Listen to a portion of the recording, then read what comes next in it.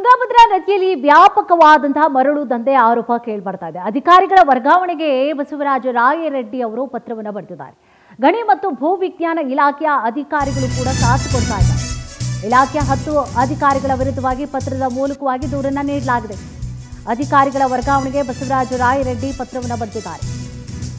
ಗಣಿ ಮತ್ತು ಭೂವಿಜ್ಞಾನ ಇಲಾಖೆಯ ಅಧಿಕಾರಿಗಳು ಸಾಥ್ ಕೊಟ್ಟಿದ್ದಾರೆ ಅನ್ನುವಂತಹ ಆರೋಪ. ಇಲಾಖೆಯ 10 ಅಧಿಕಾರಿಗಳ ವಿರುದ್ಧವಾಗಿ ಪತ್ರದ ಮೂಲಕವಾಗಿ ದೂರನ್ನು ನೀಡಲಾಗಿದೆ. 85 ಕಿಲೋಮೀಟರ್ ದೂರದ ತುಂಗಭದ್ರಾ ನದಿಯಲ್ಲಿ ಅಕ್ರಮ ದಂಧೆ ಆಗ್ತಾ ಇದೆ. 100-150 ಟ್ರಕ್ ಮರಳು ಜಲ್ಲಿಕಲ್ಲು ಅಕ್ರಮವಾಗಿ ಸಾಗಾಟವನ್ನು ಮಾಡಲಾಗ್ತಾ ಇದೆಯಂತೆ. 200ಕ್ಕೂ ಹೆಚ್ಚು ಜನ ಅಕ್ರಮವಾಗಿ ದಂಧೆಯನ್ನ ನಡೆಸ್ತಾ ಇದ್ದಾರೆ. ಇಲಾಖೆಯಲ್ಲಿ ಕೆಲವರು 12-13 ವರ್ಷದಿಂದ ಇಲ್ಲೇ ಇದ್ದಾರಂತೆ. 12-13 ವರ್ಷದಿಂದ ಅಧಿಕಾರಿಗಳನ್ನ ಅವಾಗ ವರ್ಗಾವಣೆ ಮಾಡಬೇಕು. ಬಟ್ ಬಹಳಷ್ಟು ವರ್ಷಗಳಿಂದಲೂ ಕೂಡ ಅಧಿಕಾರಿಗಳು ಇಲ್ಲೇ ಇದ್ದಾರೆ ಅಂದರೆ ಭಾಳ ಹೋಗ್ಬಿಟ್ಟಿರ್ತಾರೆ. ಅವ್ರಿಗೂ ಇವ್ರಿಗೂ ಬಹಳಷ್ಟು ಹೊಂದಾಣಿಕೆ ಸಿಕ್ಬಿಟ್ಟಿರುತ್ತೆ. ಸಿಎಂ ಆರ್ಥಿಕ ಸಲಹೆಗಾರ ರಾಯರೆಡ್ಡಿ ಅವರು ಪತ್ರವನ್ನು ಬರೆದು ಅಂದರೆ ಟ್ರಾನ್ಸ್ಫರ್ ಮಾಡಬೇಕು ಅಂತ ಹೇಳಿ ಮನವಿಯನ್ನು ಕೂಡ ಮಾಡಿಕೊಂಡಿದ್ದಾರೆ.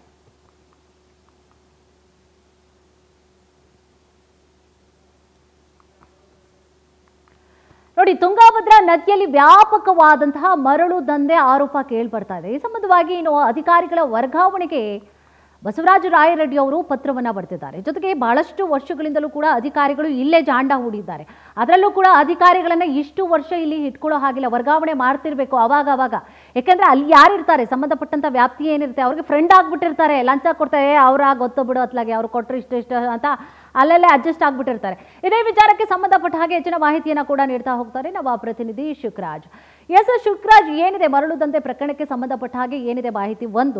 ಮತ್ತೊಂದು, ಇನ್ನು ಬಸವರಾಜ ರಾಯರೆಡ್ಡಿ ಅವರು ಸಿಎಂ ಅವರಿಗೆ ಬರೆದಿರುವಂತಹ ಪತ್ರದಲ್ಲಿ ಏನು ಉಲ್ಲೇಖ ಆಗಿದೆ, ಏನಿದೆ ಮಾಹಿತಿ?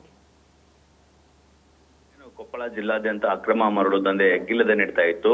ಈ ಕುರಿತಾಗಿ ಸಾಕಷ್ಟು ಬಾರಿ ಗಣಿ ಮತ್ತು ಭೂವಿಜ್ಞಾನ ಇಲಾಖೆಗೆ ಸಾಕಷ್ಟು ಬಾರಿ ದೂರ ಕೂಡ ನೀಡಲಾಗಿತ್ತು. ಇತ್ತೀಚೆಗಷ್ಟೇ ಬಿಜೆಪಿ ಮುಖಂಡರು ಕೂಡ ದೂರ ನೀಡಿದ್ರು. ಏನು ಕೊಪ್ಪಳ ತಾಲೂಕಿನ ಹಿರೇಸಿಂದಗಿ ಹಿರೇಹಳ್ಳದಲ್ಲಿ ಅಕ್ರಮ ಮರಳು ದಂಧೆ ಏನು ಕಾಂಗ್ರೆಸ್ ಶಾಸಕರ ಬೆಂಬಲಿಗರೇ ನಡೆಸ್ತಾರ ಅನ್ನೋ ಒಂದು ಆರೋಪ ಕೂಡ ಕೇಳಿ ಬಂದಿತ್ತು. ಈ ಹಿನ್ನೆಲೆಯಲ್ಲಿ ಗಣಿ ಮತ್ತು ಭೂವಿಜ್ಞಾನ ಇಲಾಖೆ ಅಧಿಕಾರಿಗಳು ದಾಳಿ ನಡೆಸಿ ಅದನ್ನು ಬಂದ್ ಮಾಡುವಂತ ಕೆಲಸ ಕೂಡ ಆಗಿತ್ತು.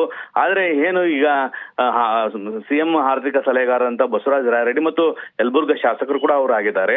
ಈ ಹಿನ್ನೆಲೆಯಲ್ಲಿ ಅವರು ಬರೆದಿರತಕ್ಕಂತಹ ಒಂದು ಸರ್ಕಾರಕ್ಕೆ ಒಂದು ಪತ್ರ ನೋಡಿದ್ರೆ ನಿಜಕ್ಕೂ ಶಾಕ್ ಆಗುತ್ತೆ. ಯಾಕಂದ್ರೆ ಅವರ ಸರ್ಕಾರದಲ್ಲಿ ಅಧಿಕಾರಿಗಳು ಈ ರೀತಿ ಭ್ರಷ್ಟಾಚಾರ ಮಾಡ್ತಾ ಇದ್ದಾರೆ ಅನ್ನೋದು ಖುದ್ದು ಅವರು ಏನು ಪತ್ರ ಬರೆದಿದ್ದಾರೆ ಅದರಲ್ಲಿ ಅವರು ಮೆನ್ಷನ್ ಮಾಡಿರ್ತಕ್ಕಂಥದ್ದು.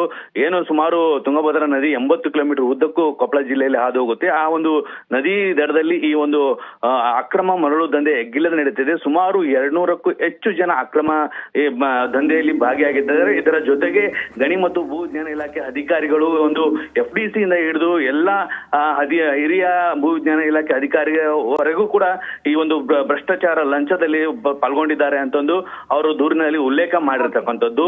ಕೂಡಲೇ ಅವ್ರನ್ನ ವರ್ಗಾವಣೆ ಮಾಡಬೇಕು, ಉಳಿದಂತವ್ರನ್ನ ಈ ಒಂದು ಕೆಲಸದಿಂದ ಬಿಡುಗಡೆಗೊಳಿಸಬೇಕಂತಂದು ಅವರು ಮೆನ್ಷನ್ ಮಾಡಿದ್ದಾರೆ. ಆದ್ರೆ ಇದರ ಜೊತೆಗೆ ಒಂದು ಆರೋಪ ಕೂಡ ಕೇಳಿ ಬರ್ತಾ ಇರತಕ್ಕಂಥದ್ದು, ಯಲಬುರ್ಗಾ ಶಾಸಕರ ಬೆಂಬಲಿಗರು ಒಂದಿಷ್ಟು ಜನ ಹೋಗಿ ಗಣಿ ಮತ್ತು ಭೂವಿಜ್ಞಾನ ಇಲಾಖೆಯಲ್ಲಿ ಒಂದು ಕೆಲಸ ಏನಂದ್ರೆ ರಾಯಲ್ಟಿ ವಿಚಾರವಾಗಿ ಏನೋ ಜಗಳ ನಡೆದಿತ್ತು ಅಂತ ಒಂದು ಆರೋಪ ಕೂಡ ಕೇಳಿ ಬರ್ತಾ ಇದೆ. ಈ ಹಿನ್ನೆಲೆಯಲ್ಲಿ ರಾಯರೆಡ್ಡಿ ಅವರು ತಮ್ಮ ಬೆಂಬಲಿಗೋಸ್ಕರ ಅಧಿಕಾರಿಗಳನ್ನ ಎತ್ತಂಗಡಿ ಮಾಡ್ತಾ ಇದ್ದಾರೆ ಅನ್ನೋ ಒಂದು ಮಾತು ಕೂಡ ಇದೀಗ ಕೊಪ್ಪಳ ಜಿಲ್ಲೆಯಲ್ಲಿ ಕೇಳಿ ಬರ್ತಾ ಇರತಕ್ಕಂಥದ್ದು. ಥ್ಯಾಂಕ್ ಯು ತಮ್ಮ ಮಾಹಿತಿಗಾಗಿ.